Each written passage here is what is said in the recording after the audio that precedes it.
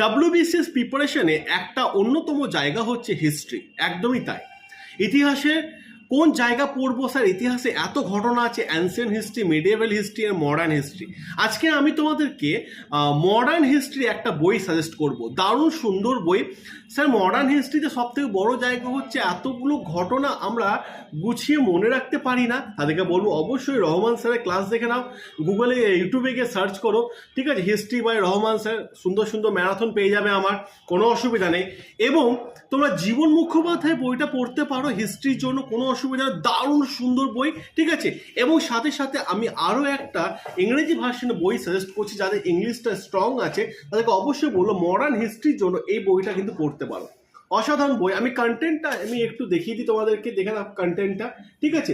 Modern হিস্ট্রির জন্য জীবন মুখোপাধ্যায়ের পাশাপাশি এই বইটা কিন্তু পড়তে পারো। এই বইটা নিলে ডাব্লিউবিসিএস প্রিলি ও মেন্স কিন্তু আরাম